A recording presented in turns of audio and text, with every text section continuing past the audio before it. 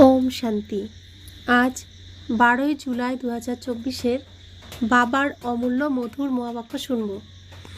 আজকের মুরলিতে বাবা বলেন, মিঠে মিঠে বাচ্চে, তোমাদের সাহেবজাদা থেকে শাহজাদা হতে হবে। তাই স্মরণের যাত্রায় নিজের বিকর্ম ভস্ম করো। আজকের মুরলির প্রশ্ন, কোন বিধিটির দ্বারা তোমাদের সব দুঃখ দূর হয়ে যায়? উত্তর, তোমরা যখন তোমাদের দৃষ্টি বাবার দৃষ্টির সঙ্গে মেলাও, তো এই দৃষ্টি বিনিময়ে তোমাদের সব দুঃখ দূর হয়ে যায়। কেননা নিজেদের আত্মা মনে করে বাবাকে স্মরণ করলে সব পাপ মুক্ত হয়ে যায়। এ হলো তোমাদের স্মরণের যাত্রা। তোমরা দেহের সব ধর্ম ত্যাগ করে বাবাকে স্মরণ করো, যাতে আত্মা শতপ্রধান হয়ে যায়, তোমরা সুখধামের মালিক হয়ে যাও। ওম শান্তি। শিব ভগবানুবাচ, নিজেকে আত্মা মনে করে বসো। বাবা নির্দেশ দেন। শিব ভগবানুবাচ, এর অর্থই হলো শিব বাবা বোঝান, বাচ্চারা তোমরা নিজেদের আত্মা জ্ঞানে বসো, কেননা তোমরা সকলেই হলে ভাই ভাই। তোমরা একই বাবার সন্তান। তোমাদের এক বাবার থেকেই অবিনাশী উত্তরাধিকার নিতে হবে। হুবহু যেমন 5000 বছর পূর্বে বাবার থেকে অবিনাশী উত্তরাধিকার নিয়েছিলে। তোমরা আদি সনাতন দেবী দেবতার রাজধানীতে ছিলে। বাবা বসে তোমাদের বোঝান তোমরা কিভাবে সূর্যবংশী অর্থাৎ বিশ্বের মালিক হতে পারো। আমি তোমাদের বাবা, তোমরা আমাকে স্মরণ করো। তোমরা সকল আত্মারাই হলে ভাই ভাই। উঁচুর থেকে উঁচু ভগবান হলেন একজনই, সেই প্রকৃত সাহেবের সন্তান। তোমরা হলে সাহেবজাদা। আমরা রাবণের কারাগারে বন্দী ছিলাম। রাবণ আমাদের অজ্ঞান করে আমাদেরকে দিয়ে অনেক কিছু করিয়েছে। আমাদেরকে নিজের বাবারই বদনাম করিয়েছে, বাবাকে ভুলিয়ে দিয়েছে। আর শরীরের পিতা অর্থাৎ শরীররূপী যে মায়া, রাবণের ভূত রূপী শরীর, তাকেই আসল পিতা ভেবেছি। আর নিজের আসল পিতাকে কত গ্লানি করেছি। তো অনেক সিনেমা এরকম আমরা দেখেছি যে ছোটবেলা সন্তান হারিয়ে যায়, তারপর রাজার ছেলে কোনো গরিবের ঘরে মানুষ হয়, তো গরিবের ঘরের মতোই সে বড় হয়। যখন রাজা জানতে পারে এ আমার ছেলে, আমার সন্তান, তাকে ফিরিয়ে আনতে যায়, তখন সেই সন্তান মানে না, রাজার সাথেও যুদ্ধ করে, রাজার অন্যান্য সন্তানদের সাথেও যুদ্ধ করে। এরকম আমরা অনেক সিনেমা দেখেছি। যখন পরিচয় হয় যে হ্যাঁ এই সত্যি বাবা, তখন বাবা যেরকম রাজা, সব বাচ্চাও সেরকম নিজেকে রাজপুত্র মনে করে, রাজার অন্যান্য ছেলেদের ভাই মনে করে, তখন আর লড়াই ঝগড়া করে না। তো পৃথিবীর রঙ্গমঞ্চের সিনেমারও এই একই রকমই ঘটনা, একই রকমই সিন। বাবা এসে আমাদেরকে তার পরিচয় দেন এবং তিনি কি বলছেন যে আমরা হলাম সেই প্রকৃত সাহেবের সন্তান, সাহেবজাদা। একথা বাবা বসেই তোমাদের বোঝান।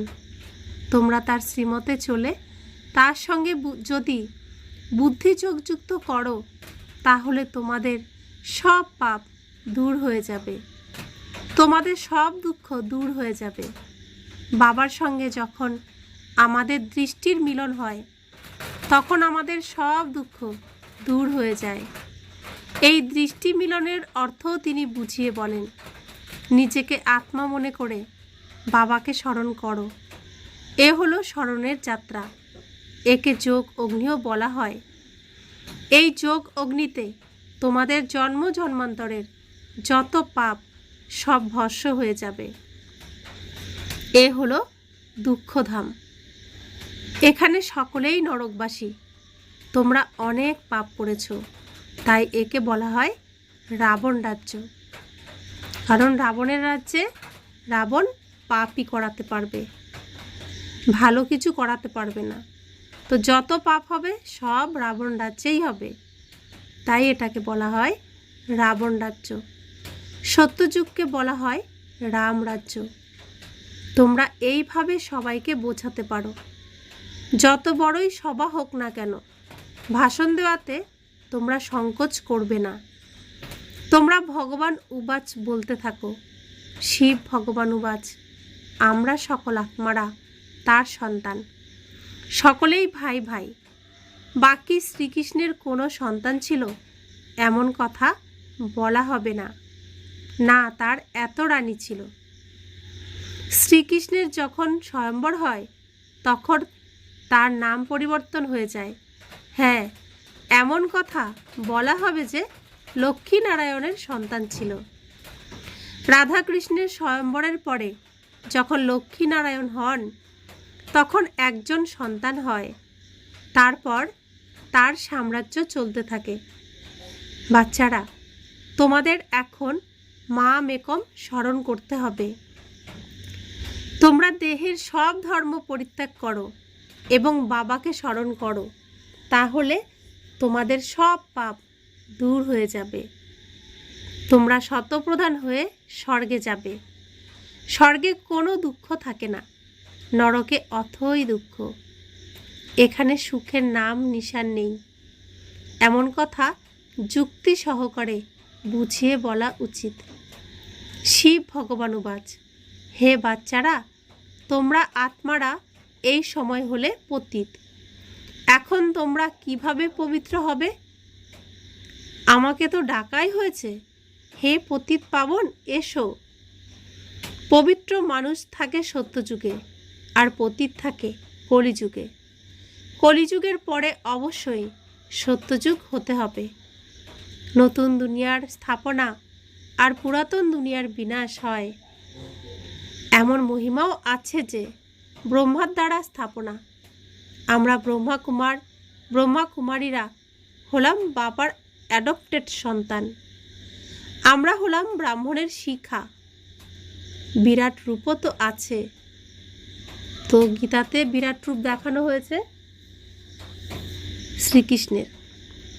সে বিরাট রূপ হলো এই কল্পবৃক্ষের সবথেকে উপরে ব্রাহ্মণ রূপে শ্রীকৃষ্ণের ব্রহ্মা রূপ।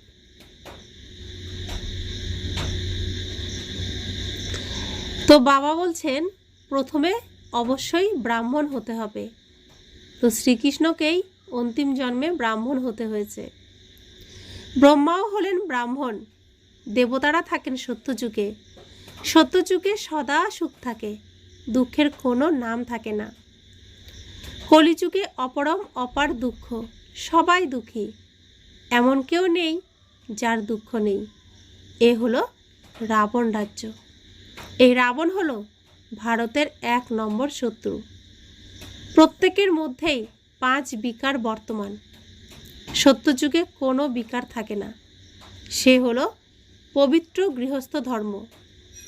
এখন তো দুঃখের পাহাড় ভেঙে পড়েছে, আরও ভেঙে পড়বে। এই যে এত বম্বস ইত্যাদি বানানো হয়, রেখে দেওয়ার জন্য তো নয়। অনেক রিফাইন করা হচ্ছে। এরপর রিহার্সাল হবে, তারপর ফাইনাল হবে। এখন খুব অল্প সময়ই আছে।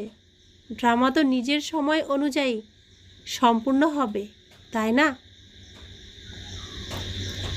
সবার প্রথমে শিব বাবার সম্বন্ধে জ্ঞান হওয়ার প্রয়োজন। কোনো কিছু ভাষণ ইত্যাদি শুরু যদি করো, তখন সব সময় প্রথমে বলতে হবে শিবায় নমঃ। কেননা শিব বাবার যে মহিমা তা আর কারোরই হতে পারে না। শিব জয়ন্তী হলো হিরে তুল্য। কৃষ্ণের চরিত্র বা কর্তব্যের বিষয়ে তেমন কিছুই নেই। সত্যযুগে ছোট বাচ্চারাও শতপ্রধানই হয়। বাচ্চাদের মধ্যে কোনো প্রকারের চঞ্চলতা ইত্যাদি থাকে না। কৃষ্ণের জন্য দেখানো হয় মাখন খেত, এই করত, ওই করত, এ তো মহিমার পরিবর্তে গ্লানি করে। ওরা কত আনন্দের সাথে বলে ঈশ্বর সর্বব্যাপী। তোমার মধ্যেও আছে, আমার মধ্যেও আছে। তো আমাদের আগে এটা বলা হতো যে পরমাত্মা সবার মধ্যে থাকে, আমার মধ্যে, তোমার মধ্যে, সবার মধ্যে পরমাত্মা থাকে। এ অনেক বড় গ্লানি। কিন্তু তমপ্রধান মানুষ এই কথা বুঝতে পারে না, আমরাও বুঝতে পারতাম না। তাই প্রথম দিকে বাবার পরিচয় দেওয়া উচিত। সেই নিরাকার বাবা, যার নামই হলো কল্যাণকারী শিব। তিনি সকলের সদ্গতি দাতা। সেই নিরাকার বাবা সুখের সাগর, শান্তির সাগর। এখন এত দুঃখ কেন? কেননা এ হলো রাবণ রাজ্য। রাবণ হলো সকলের শত্রু। তাকে মারাও হয়, কিন্তু মরে না। প্রত্যেক বছর রাবণকে জ্বালানো হয়, কিন্তু মরে না। এখানে কোনো একটা দুঃখ নেই। এখানে অপরম অপার দুঃখ। এখানে একটা দুঃখ না, অনেক রকমের দুঃখ। সত্যযুগে হলো অপরম অপার সুখ। তোমরা 5000 বছর পূর্বে এই অসীম জগতের পিতার সন্তান হয়েছিলে, আর এই অবিনাশী উত্তরাধিকার বাবার থেকে নিয়েছিলে। শিব বাবা অবশ্যই আসেন, আর তিনি এসে কিছু তো করেন, তাই না? তিনি সঠিকই করেন, তাই তো তার মহিমা করা হয়। শিবরাত্রি বলা হয়, এরপর কৃষ্ণের রাত্রি। এখন এই শিবরাত্রি আর কৃষ্ণের রাত্রিকেও বোঝা উচিত। শিব তো আসেনি অসীম জগতের অজ্ঞানরূপী অন্ধকার রাতে। কৃষ্ণের জন্ম অমৃত বেলায় হয়, নাকি রাত্রিতে? শিবের রাত্রি পালন করা হয়, কিন্তু তার কোনো তিথি তারিখ নেই। কৃষ্ণের জন্ম হয় অমৃত বেলায়। অমৃত বেলাকে সব থেকে শুভ মুহূর্ত মনে করা হয়। ওরা কৃষ্ণের জন্ম তো রাত 12টায় বলে, কিন্তু সেই সময় তো সেই প্রভাব আসে না। প্রভাব হয় ভোর 2টো থেকে 3টের সময়, যখন স্মরণও করা যেতে পারে। রাত 12টায় কেউ বিকার থেকে উঠে ভগবানের নাম নেবেই না, একদমই না। রাত 12টাকে অমৃতবেলা বলা হয় না। ওই সময় তো মানুষ পতিত হয়, সম্পূর্ণ বায়ুমণ্ডলী খারাপ থাকে। 2:30-টের সময়ও কেউই ওঠে না। 3টের থেকে 4টের সময় অমৃতবেলা হয়। সেই সময় বসে মানুষ ভক্তি করে। এই সময় তো মানুষই বানিয়েছে। এই যে সময়টা, এটা মানুষ নিজেরাই ভক্তি করে, কিন্তু ওই সময় কোনো সময় নয়। তাহলে তোমরা কৃষ্ণের সময় বের করতে পারো, শিবের সময় কিন্তু কিছুই বের করতে পারো না। এ তো তিনি নিজে এসেই বোঝান। তাই প্রথমে শিব বাবার মহিমা করা হয়। গীত পরের দিকে নয়, প্রথমে বাজানো উচিত। শিব বাবা হলেন সব থেকে মিষ্টি বাবা। তার থেকে এই অসীম জগতের অবিনাশী উত্তরাধিকার পাওয়া যায়। আমাদের আসল পিতা, পরম আদরের পিতা, তিনি আমাদের জন্য সত্যিকারের সুখ শান্তির রাজ্য করে দেন। আর লৌকিক পিতা তো এক জন্মের জন্য, কিছু সময়ের জন্য সম্পত্তি দেন। কেউ দেন, কেউ আবার দেনও না। তবুও তিনি যাওয়ার পরে পাওয়া যায়। আর আমার আসল পিতা, তিনি এই পৃথিবীতে আসার সাথে সাথেই, স্টেজে আসার সাথে সাথেই আমাকে সুখের রাজ্য দেন, সুখের রাজ্যের মালিক বানিয়ে দেন। তো বাবা বলছেন, আজ থেকে 5000 বছর পূর্বে শ্রীকৃষ্ণ সত্যযুগের প্রথম যুবরাজ ছিলেন। সেখানে অপরম অপার সুখ ছিল। এখনো সবাই স্বর্গের মহিমা করে। কেউ মারা গেলে সবাই বলে উনি স্বর্গে গেছেন। বাবা বলেন, আরে এখন তো নরক, স্বর্গ থাকলে তো স্বর্গে পুনর্জন্ম নেবে। এখন তো নরক, তাই নরকেই আবার জন্ম নেবে, তো স্বর্গ আর কোথায় পেল? কিন্তু সবার আমাদের শুভ কামনা থাকে, শুভ ভাবনা থাকে, প্রত্যেকেই যেন স্বর্গে যেতে পারে, অর্থাৎ বৈকুণ্ঠে যেতে পারে। আমাদের প্রত্যেকের আশা বৈকুণ্ঠে যাওয়া। তো এই পৃথিবীতে আসার উদ্দেশ্যই হলো শ্রেষ্ঠ কর্ম করে বৈকুণ্ঠ লাভ করা, বৈকুণ্ঠের সুখ প্রাপ্ত করা। যে সুখ আমরা এখনো খুঁজে বেড়াচ্ছি, সেই বৈকুণ্ঠের সুখ, যা কলিযুগে পাওয়া সম্ভব নয়। তাই বাবা বলেন যে বৈকুণ্ঠে যেতে হলে এদিকে ওদিকে মনকে আর কোথাও বন্ধনে জড়াবে না। সব বন্ধনকে মুক্ত করে হালকা হয়ে চলো বৈকুণ্ঠে। তো এ কথা বোঝা উচিত যে আমাদের কাছে তো এত বছরের অনুভব আছে, ওরা কেবল 15 মিনিটেই সব কিছু বুঝতে পারবে না। এতে তো সময়ের প্রয়োজন। প্রথমে 1 সেকেন্ডের কথা শোনানো হয়। অসীম জগতের পিতা, যিনি দুঃখহর্তা, সুখকর্তা, তার পরিচয় দেওয়া হয়। তিনি আমাদের সকল আত্মাদের বাবা। আমরা বিকেরা, ব্রহ্মাকুমার ব্রহ্মাকুমারীরা সব শিব বাবার শ্রীমতে চলি। বাবা বলেন যে তোমরা সব ভাই ভাই, আমি তোমাদের বাবা। আমি 5000 বছর পূর্বে এসেছিলাম, তাই তো তোমরা শিব জয়ন্তী পালন করো। স্বর্গে কিছুই পালন করা হয় না। শিব জয়ন্তী হয় ভক্তি মার্গে, যার স্মরণ করা হয়। এখন গীতা এপিসোড চলছে। নতুন দুনিয়ার স্থাপনা হচ্ছে ব্রহ্মার দ্বারা, আর পুরানো দুনিয়ার বিনাশ হচ্ছে শঙ্কর দ্বারা। এখন এই পুরানো দুনিয়ার বায়ুমণ্ডল তোমরা দেখছো, এই পতিত দুনিয়ার বিনাশ অবশ্যই হতে হবে। তাই বলতে থাকে আমাদের পবিত্র দুনিয়ায় নিয়ে চলো। এখানে অত্যন্ত দুঃখ, লড়াই, মৃত্যু, বৈধব্য, জীবঘাত করা হয়।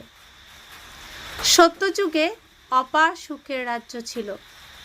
এই এইম অবজেক্টের চিত্র তো অবশ্যই ওখানে নিয়ে যাওয়ার প্রয়োজন। এই লক্ষ্মী নারায়ণ বিশ্বের মালিক ছিলেন। বাবা 5000 বছরের কথা শোনান, কিভাবে এনারা এমন জন্ম পেয়েছিলেন, এনারা কোন কর্ম করেছিলেন যে এমন হয়েছিলেন। কর্ম, অকর্ম এবং বিকর্মের গতি বাবাই বুঝিয়ে বলেন। সত্যযুগে কর্ম অকর্ম হয়ে যায়। এখানে রাবণ রাজ্য হওয়ার কারণে কর্ম বিকর্ম হয়ে যায়, তাই একে পাপ আত্মাদের দুনিয়া বলা হয়। দেওয়া নেওয়াও এখানে পাপ আত্মাদের সঙ্গেই হয়। গর্ভবতী অবস্থায় বিয়ে দেওয়া হয়। মানুষের দৃষ্টি কত অপরাধের, এখানে সকলের দৃষ্টিতেই অপরাধ। সত্যযুগকে বলা হয় সভ্য জগৎ। এখানে দৃষ্টি অনেক পাপ কাজ করে ফেলে, ওখানে কেউই পাপ করে না। সত্যযুগ থেকে শুরু করে কলিযুগের অন্তিম পর্যন্ত হিস্ট্রি, জিওগ্রাফি রিপিট হয়, এ কথা জানা উচিত। দুঃখধাম, সুখধাম কেন বলা হয়? সমস্ত কিছুই নির্ভর করে অতীত থেকে পবিত্র হওয়ার উপর। তাই বাবা বলেন কাম হলো মহাশত্রু, একে জয় করতে পারলে তোমরা জগজ্জিত হতে পারবে। অর্ধেক কল্প ছিল পবিত্র দুনিয়া, যেখানে শ্রেষ্ঠ দেবতারা ছিলেন। এখন তো ভ্রষ্টাচারী দুনিয়া। একদিকে বলে এ হলো ভ্রষ্টাচারী দুনিয়া, আবার তারা সবাইকে শ্রী শ্রী বলতে থাকে। যারা আসে তারাই বলে দেয়। এ সবই বুঝতে হবে। এখন তো মৃত্যু সামনে উপস্থিত।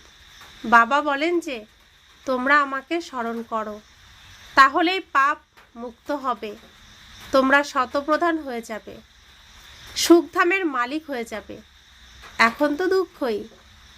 যতই ওরা কনফারেন্স করুক, সংগঠন করুক, কিন্তু এতে কিছুই হবে না। এখন শান্তি স্থাপনের জন্য কত কনফারেন্স করা হয়, কত সম্মেলন করা হয়, সভা করা হয়, শান্তি সম্মেলন, কিন্তু কিছুই হবে না, কিছু হচ্ছেও না। সিঁড়ি অবতরণের পথে নামতেই থাকে। বাবা তার নিজের কার্য বাচ্চাদের দ্বারা করাচ্ছেন। বাবা সমস্ত কার্য বাচ্চাদের দিয়ে করছেন।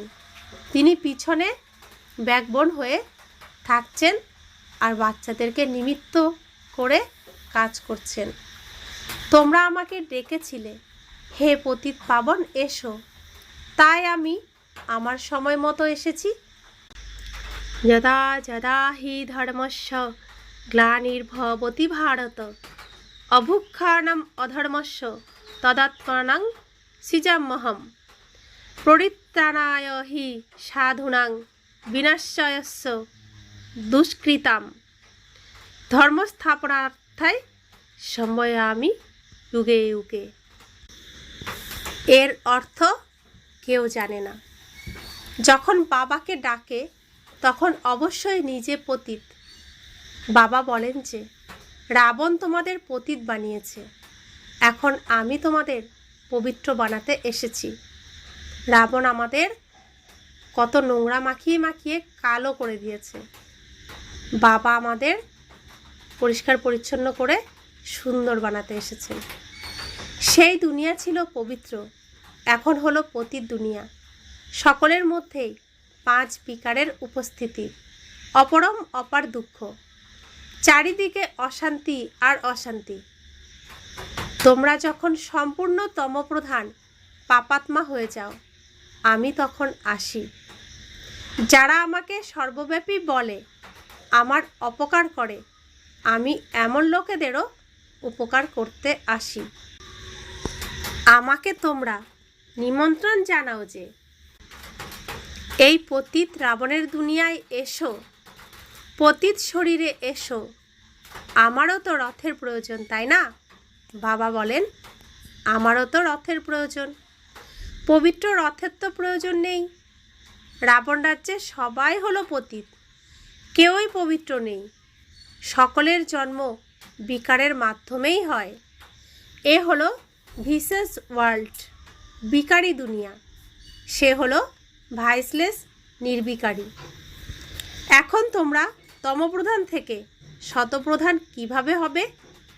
আমিই তো পতিত পাবন, তোমরা আমার সঙ্গে যোগযুক্ত হও। ভারতের প্রাচীন রাজ্য হলো এটাই। তিনি অবশ্যই গৃহস্থ মার্গেই আসবেন। তিনি কত ওয়ান্ডারফুল ভাবে আসেন। তিনি বাবাও আবার মাও, কারণ অমৃত নির্গত হওয়ার জন্য গোমুখের তো প্রয়োজন। তাই ইনি মাতা, ইনি পিতা। আবার মায়েদের সামলানোর জন্য সরস্বতীকে প্রধান রেখেছেন। তো মা হয়ে গেলেন কে? ব্রহ্মা। তো নারায়ণের মোহিনী রূপ হলো এই ব্রহ্মা রূপ। শিব বাবা পিতা, ব্রহ্মা মা। তো সেই মা আমাদেরকে অমৃত খাওয়াচ্ছেন। এই যজ্ঞে শরীরে যারা মাতা, তাদেরকে সামলানোর জন্য তো মাম্মাকে, জগদম্মা সরস্বতীকে প্রধান হিসেবে রেখেছেন। তাকে বলা হয় জগদম্মা। কালী মাতা বলা হয়। এখন কালো কোনো শরীর হয় কি?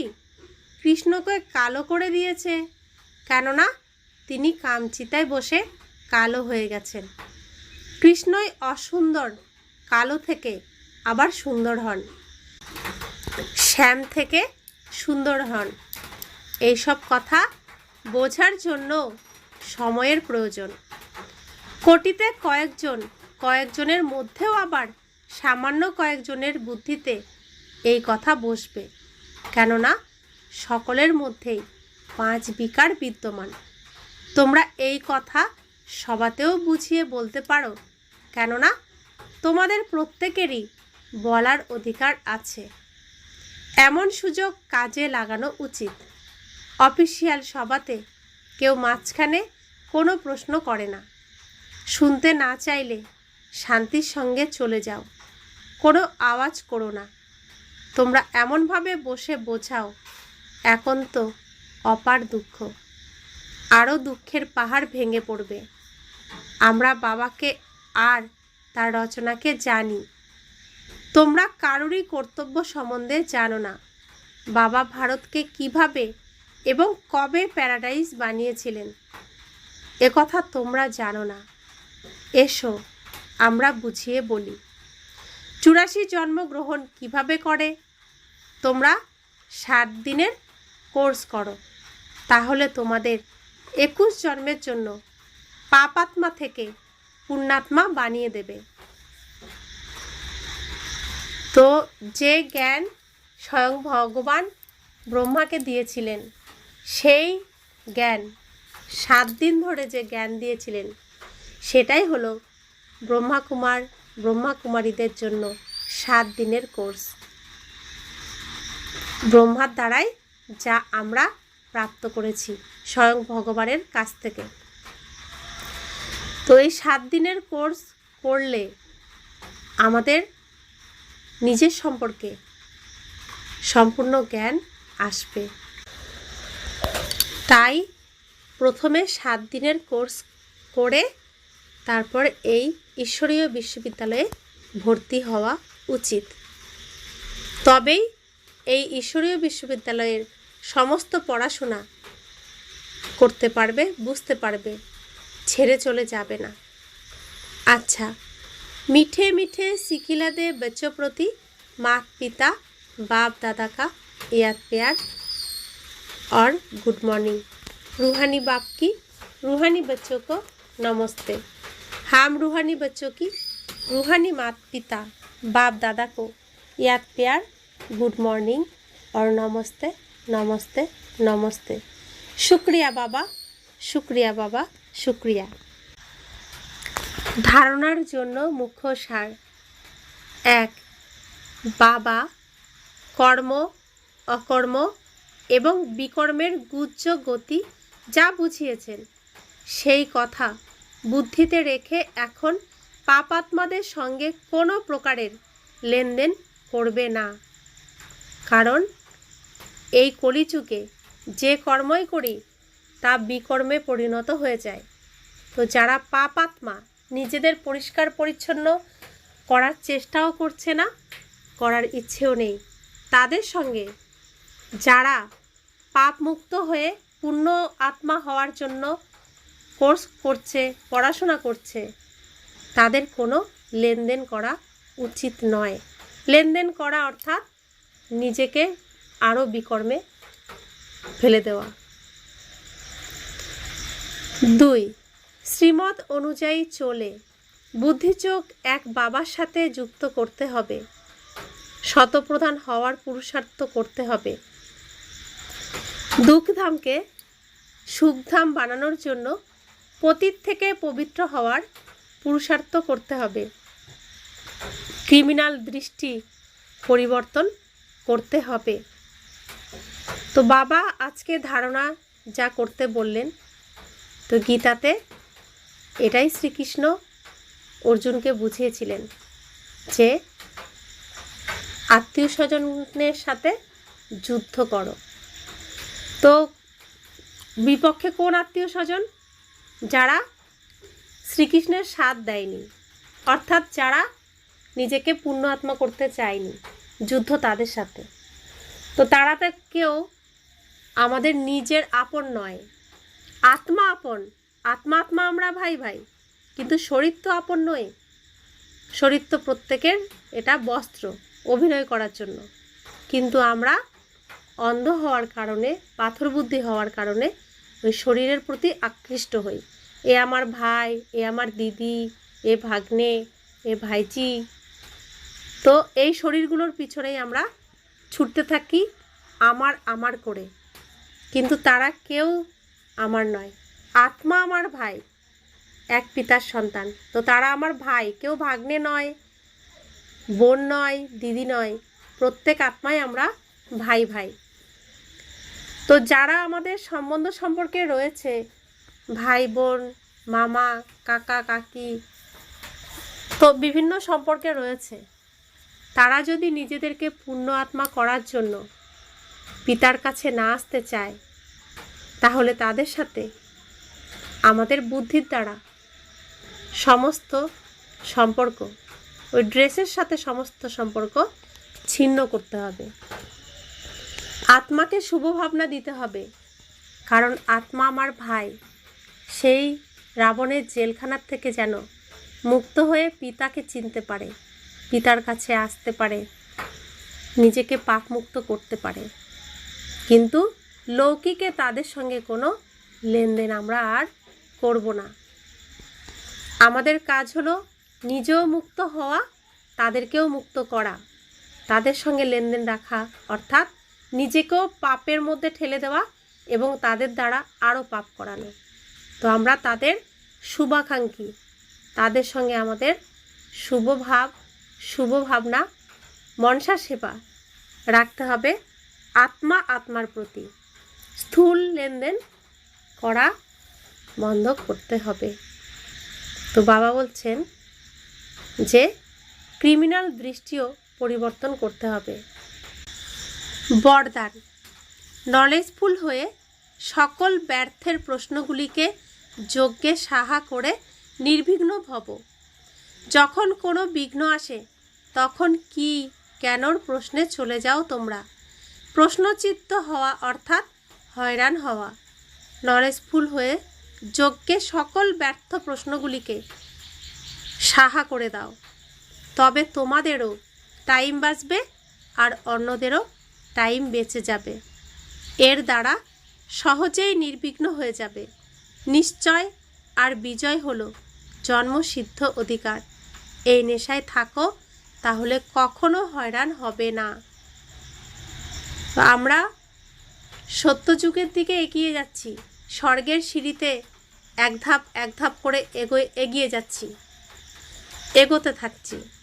তো মায়া প্রত্যেক সিঁড়িতেই সামনে এসে দাঁড়াবে, কোনো বিঘ্নরূপে দাঁড়াবে আমাদের মানসিক স্থিতিকে দুর্বল করার জন্য। বাবার দেখানো এই রাস্তা, স্বর্গের যাওয়ার রাস্তা, যাতে আমরা ছেড়ে দিই, স্লিপ কেটে পড়ে যাই। তো স্বর্গে যাওয়ার রাস্তা খুবই মসৃণ এবং খুবই সুন্দর, তাই খুব অ্যাটেনশনের সাথে এই রাস্তায় চলতে হয়। একটু মন এদিক ওদিক দিলেই স্লিপ কেটে পড়ে যেতে হয়। তাই বাবা বলেন আমার দিকে তাকিয়ে তাকিয়ে এসো, তাহলে কোনো দিকে তাকাতেও হবে না, ভয়ও পাবে না। যেমন লৌকিকে রাতের বেলা মা বাবা বাচ্চাদেরকে বলে, ছোট বাচ্চারা অন্ধকারে বেরোতে ভয় পায়, তো বাবা মা কি বলেন, লাইট ধরে রাখেন আর বলে যে আমি আছি তো, এদিকে তাকিয়ে তাকিয়ে এসো, এদিকে ওদিকে তাকাতে হবে না, ভয় পাবে না। তাহলে তো বাবাও লাইট ধরে রেখেছেন, আমরা সেই লাইটের দিকে তাকিয়ে ধীরে ধীরে এগিয়ে গেলে তো এই অন্ধকার দুনিয়ার কোনো প্রভাব আমার মধ্যে আসবে না। কিন্তু বাবার লাইটের দিকে না তাকিয়ে অন্ধকারের দিকে এদিক ওদিকে যদি তাকাই আর বাবার জায়গায় অন্য কারো হাত ধরতে যাই, তাহলে কি হবে?